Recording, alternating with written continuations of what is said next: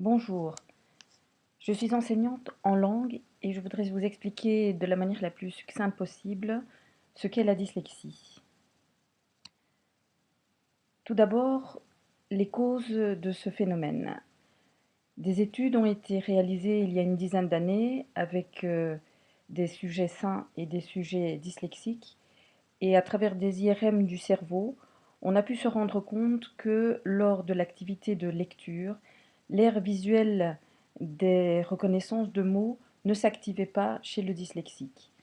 La raison en est que les neurones qui normalement vers le 5e mois de grossesse migrent dans le cerveau suivant des coordonnées données génétiquement comme un GPS, euh, par un taux trop élevé de testostérone, il se fait que ces coordonnées GPS sont légèrement modifiées et donc les neurones n'ont pas migré à la bonne place et se sont agglutinés dans certaines parties du cerveau. Ce qui fait que les circuits qui devraient s'activer pour permettre l'activité de lecture ne s'activent pas. Ces agglutinements de neurones peuvent être plus ou moins importants, peuvent être en surface, peuvent être plus en profondeur, peuvent affecter plusieurs aires du cerveau, ce qui donne plusieurs types de dyslexie, ou bien aussi des dyspraxies, des dysphasies et autres troubles dys. Les conséquences de ce phénomène, eh bien, on en trouve de nombreuses, mais toutes liées à la lecture et à l'écriture. euh, des problèmes pour apprendre l'alphabet, les tables de calcul, les numéros de téléphone, les séquences, les dates, des difficultés de coordination, des difficultés à recopier et à écrire, euh, euh, le fait que l'élève perd le fil de la lecture, qu'il doit chaque fois se relire pour comprendre, qu'il confond des syllabes proches, qu'il a parfois des difficultés à percevoir les sons, qu'il ne se souvient pas de l'orthographe ou de la conjugaison, qu'il a des problèmes à prendre des notes au vol, qu'il est très vite distrait par le mouvement, les bruits qui l'entourent, qu'il a du mal parfois à trouver les mots, il a beaucoup de problèmes organisationnels aussi et des difficultés à coucher ses idées sur papier, non pas à les dire, mais à les écrire. Et donc, la dyslexie est essentiellement une difficulté à identifier, comprendre et reproduire les symboles écrits, ce qui amène des difficultés notamment en langue moderne. En sachant que dans l'apprentissage de la lecture, une des premières étapes, c'est l'assemblage, c'est-à-dire le fait d'associer une lettre à un son. Eh bien, les dyslexiques, certains dyslexiques n'arrivent pas à faire cette étape, c'est la dyslexie phonologique ou auditive. Donc, ils empêchent vraiment de déchiffrer les mots. Et l'étape suivante, c'est l'étape d'adressage, c'est-à-dire la lecture globale d'un mot et ensuite le fait de stocker ce mot dans le dictionnaire mental. On appelle alors ces problèmes par rapport à l'adressage de dyslexie de surface ou lexicale. Si je me rappelle bien, il y a environ 60% des dyslexiques qui sont dans ce cas. Et donc, cela a comme conséquence pour le dyslexique des difficultés à lire et à comprendre de longues phrases, surtout si elles sont implicites ou abstraites, de grosses difficultés à recopier ou à transcrire ce qu'il entend ou ce qu'il veut dire et à épeler. Et enfin, une grosse difficulté aussi à intégrer l'organisation de la langue, donc les fonctions des mots, la grammaire, la conjugaison. En résumé, donc le dyslexique aura de grosses difficultés dans la lecture, dans l'écriture et dans l'orthographe. Un dyslexique est d'ailleurs automatiquement dysorthographique. Et il faut bien avoir à l'esprit que c'est un petit peu comme s'il lui manquait une jambe et que donc on ne peut pas lui demander des choses qui ne sont pas possibles pour lui. Euh, un dyslexique dans la vie scolaire va rencontrer d'énormes difficultés et donc va voir son estime de soi baisser. Il va faire l'expérience traumatisante de son incapacité à faire ce que tous les autres font et qui ont l'air de le faire facilement, alors que lui, il fait beaucoup d'efforts et il n'y arrive pas, et donc il se sent nul, il ne se sent pas intelligent. alors que des études ont aussi montré que les dyslexiques en général ont une intelligence souvent supérieure à la moyenne. Les dyslexiques auront donc des difficultés dans la lecture et la compréhension des consignes.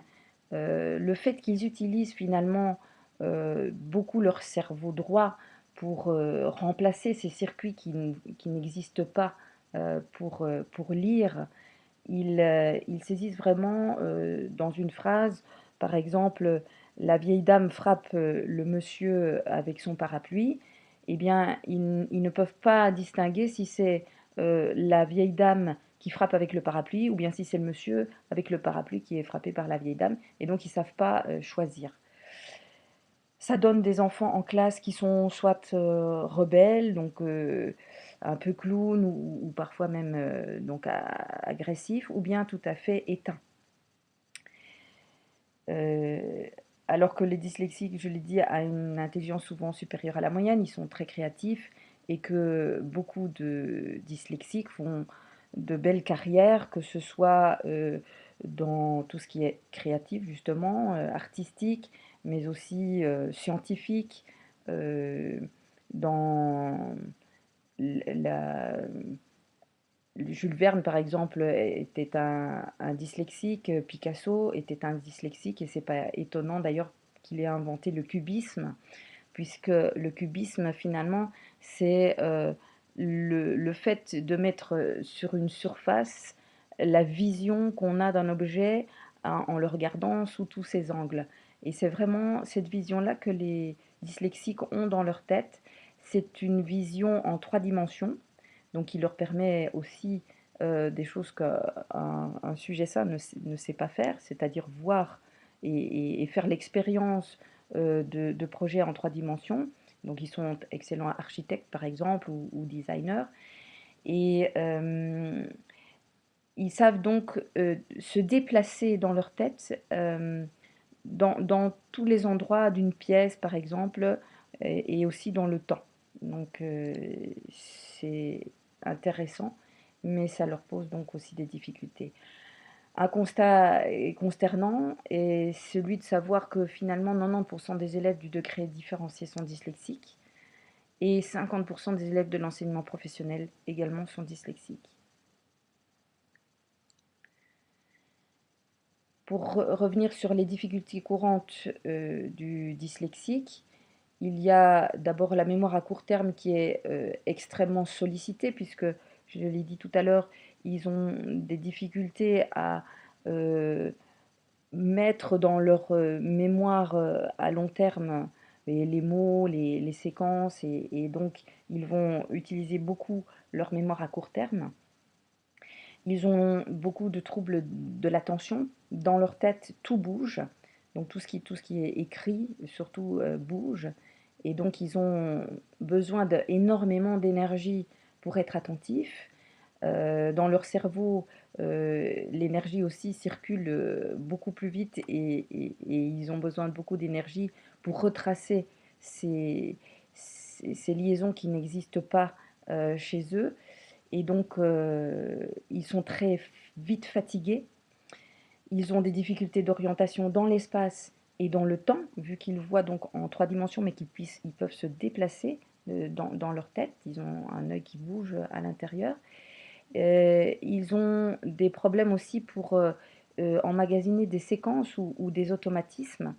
Et ils doivent donc toujours revenir à zéro, recommencer depuis le début. Et c'est à la fois décourageant et très fatigant. Alors que faire hein, par rapport à toutes ces difficultés? Par rapport à la fatigabilité, ben, au lieu de lui donner des exercices supplémentaires, eh bien, plutôt supprimer, notamment lors des contrôles, puisque de toute façon, donner un exercice supplémentaire va le fatiguer davantage et ça ne va pas l'aider à emmagasiner dans sa mémoire à long terme ces automatismes ou ce vocabulaire ou bien tout ce qu'on voudrait, les règles qu'on voudrait qu'il retienne. L'aider aussi en lisant les consignes à haute voix, puisque lui a du mal à lire, et oraliser toujours ce qu'on écrit au tableau. Quand on lui demande de lire des livres, faire une sorte de contrat avec lui, il en lit une partie, 2, 3 chapitres, et le reste, eh bien, il peut l'écouter. Donc choisir des livres qui existent sous forme audio.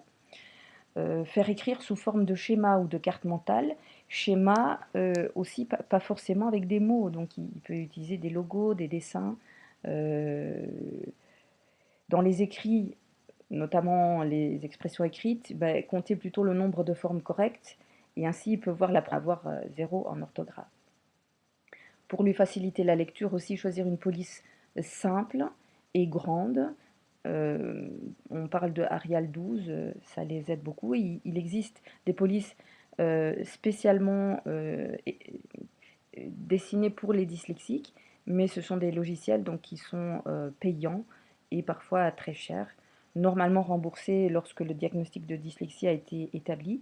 Mais voilà, ce sont des démarches qu'il faut entreprendre. De toute façon, favoriser l'oral et faire appel au cerveau droit, qu'ils ont beaucoup sollicité, donc qui marche bien, l'imagination, la créativité. Par rapport aux troubles de l'attention et au fait que dans leur tête tout bouge sans cesse, mais éviter les sources de distraction, à la fois sur la feuille qu'on leur donne et dans la pièce. Donc vraiment se centrer sur l'essentiel. Les laisser utiliser un guide, une latte, parfois même une latte trouée au milieu qui permet de ne voir qu'une ligne à la fois. Ne pas laisser étudier un dyslexique dans ses propres notes parce qu'elles sont truffées de fautes et voilà, il ne va pas s'en sortir. Donc, pratiquer le tutorat, faire en sorte qu'un élève prête ses notes de cours. Utiliser la gestion mentale est une grande aide aussi pour lui, justement, pour l'aider à organiser ses idées. Et la brain gym qui permet justement ces connexions entre les deux parties du cerveau. Par rapport aux difficultés d'acquisition des automatismes, eh bien, ne pas hésiter à donner plus de temps. Le dyslexique a besoin de plus de temps que les autres. Surtout ne pas s'énerver, ne pas s'acharner. Euh, on aura beau lui dire 20 fois qu'il faut, je sais pas moi, S au pluriel, et il va à chaque fois l'oublier, et ce n'est pas de la mauvaise volonté, c'est parce que ça ne rentre pas. Donc il y a vraiment, c'est un automatisme qui n'arrive pas à s'écrire dans son cerveau. Et donc, ben voilà, le laisser utiliser les conjugueurs, faire preuve d'empathie, euh, lui laisser, s'il a un dictaphone ou un logiciel de retranscription audio qui lui permet, plutôt que de retranscrire, eh bien, que l'ordinateur écrive à sa place et corrige ou lui montre où sont les fautes pour qu'il puisse les corriger lui-même. Comme la mémoire à court terme d'un dyslexique est vite saturée, eh bien, une, une bonne chose, ce serait de le laisser réviser des notions juste avant le test, euh, ou avant une expression écrite, lui laisser remémorer ou écrire toute une liste de vocabulaire qu'il pourrait réutiliser dans son expression écrite, euh, lui laisser des fiches avec les règles de conjugaison, de grammaire, voilà, et lui laisser utiliser aussi des cartes heuristiques s'il sait s'en servir. Là aussi, ça dépend du dyslexique. Il doit lui-même trouver ses propres outils. Par rapport aux troubles séquentiels, donc où les suites sont prises comme un tout, donc c'est pareil, c'est l'étape de multiplication, c'est l'alphabet, c'est tout ce qui est ensuite. Eh bien, ça rend par exemple difficile la recherche dans un dictionnaire, dans le livre. Donc permettre aux dyslexiques d'avoir son dictionnaire en ligne sur son smartphone ou sur Internet. Donc ça lui facilite la tâche. Et donc je répète, c'est vraiment pas de la mauvaise volonté, c'est qu'il doit chaque fois revenir au début pour trouver la lettre, et donc ça prend du temps, c'est fatigant, c'est énervant pour tout le monde. Par rapport aux difficultés d'orientation dans l'espace, éviter les recto verso, parce qu'une fois qu'il tourne sa feuille, il ne sait plus où il est. Utiliser des repères colorés, donc par exemple une pastille rouge là où il doit commencer, là où sont les débuts des énoncés ou des exercices. Utiliser des logos, l'idéal ce soit que les mêmes logos pour tous les cours. Réduire les contrastes, donc écrire du blanc sur noir ou du noir sur blanc, il ne va pas bien voir, donc ça fait encore plus bouger, si je puis dire, l'environnement.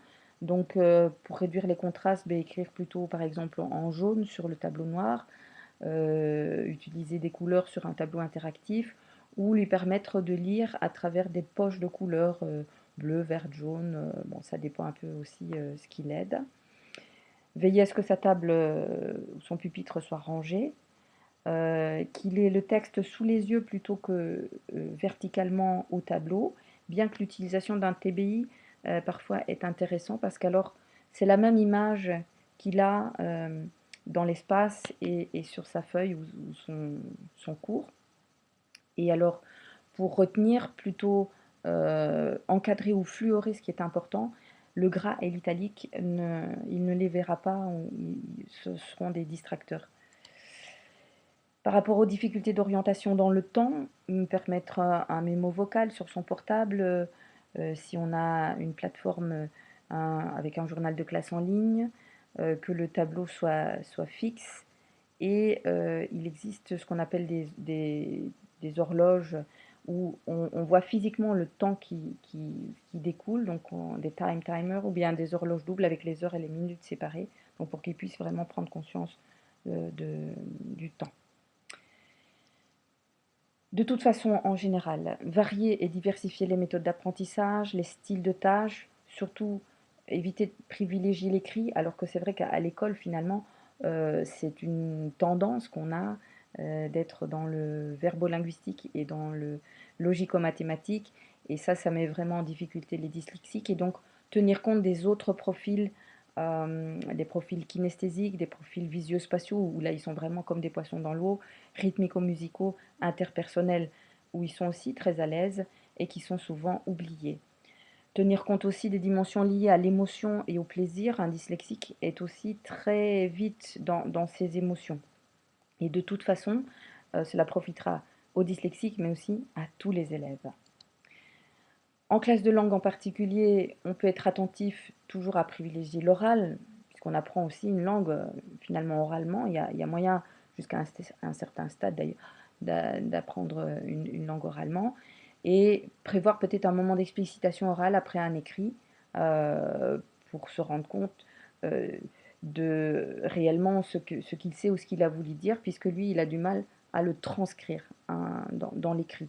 Et c'est vrai que non seulement son écriture est pleine de fautes d'orthographe, elle est parfois aussi difficile à lire. Et c'est parfois pour essayer de cacher ces fautes d'orthographe, il sait bien que voilà, peut-être qu'on les verra moins si c'est mal écrit. Utiliser la visualisation, c'est-à-dire des supports en images, donc avant une compréhension à l'audition ou même avant une compréhension à la lecture. Les procédés mnémotechniques, le mime, donc faire en sorte que le code s'apprenne en mouvement dans le corps. Utiliser les couleurs et les symboles, ça les aide aussi. Expliquer les stratégies de compréhension, surtout celles qui sont non linguistiques, parce que ça va les aider vraiment, à la lecture en tout cas. Et faire anticiper, que ce soit les consignes ou donner peut-être la lecture à l'avance, la veille, sachant que lui, le dyslexique, va avoir du mal à lire, va avoir besoin de plus de temps, et l'aider à relever les connecteurs logiques, ce qui au départ pour lui est assez compliqué, on l'a vu, la grammaire est difficile à intégrer, mais c'est intéressant qu'il puisse petit à petit savoir quels sont les connecteurs logiques. Il faut savoir enfin que donc le travail de la logopède permet aux dyslexiques de refaire ces circuits mentaux qui n'existent pas au départ chez lui. Euh, il faut en général 12 ans pour que de nouveaux circuits soient établis et que le travail soit abouti. Et rarement les dyslexiques ont l'occasion de faire autant d'années, d'autant plus que je pense qu'il n'y a que 6 ans qui sont remboursés par la mutuelle. Pour en savoir plus sur le sujet, voilà quelques recommandations de lecture. D'abord, Le don de la dyslexie, c'est vraiment un livre très éclairant qui explique bien comment fonctionne le cerveau d'un dyslexique. Euh, il y a pour l'enseignant plutôt alors Santidé et plus pour venir en aide aux élèves dyslexiques, ou bien le guide de l'APEDA, le guide des étudiants dyslexiques, comment les aider.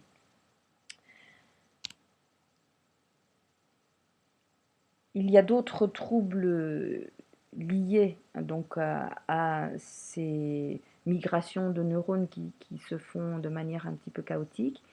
On a, à côté de la dyslexie et de la dysorthographie qui sont souvent liées, il y a la dysgraphie, donc c'est le trouble de l'acquisition, de l'automatisation du geste graphique, qui a une incidence sur l'aspect formel de l'écriture. On en a parfois dans des classes, de même que des dyscalculiques, là c'est les troubles d'acquisition des compétences numériques et des habiletés mathématiques. Bon, en classe de langue, voilà, ça nous concerne un peu moins. Et puis, il y a les dysphasiques et les dyspraxiques qui, eux, seront plutôt, se retrouvent dans l'enseignement spécialisé, puisque c'est des troubles dans l'automatisation du langage oral. Donc, ils ont des difficultés vraiment à parler, à formuler leurs pensées. Et la dyspraxie, c'est des troubles dans la réalisation des gestes, mais tout en sachant que ce sont des gens donc, qui ont une intelligence dans la moyenne, voire supérieure. Voilà, j'espère que ces explications vous auront aidé et que vous verrez d'un autre œil ces élèves dyslexiques qui sont à la fois très attachants, qui sont souvent très meurtris, à qui on demande la même chose que les autres, mais on ne sait pas finalement qu'ils ne savent pas faire la même chose que les autres. Donc il faut tenir compte et accepter des adaptations dans sa classe, dans les apprentissages. Et certaines de ces adaptations vont servir aussi aux autres élèves de la classe.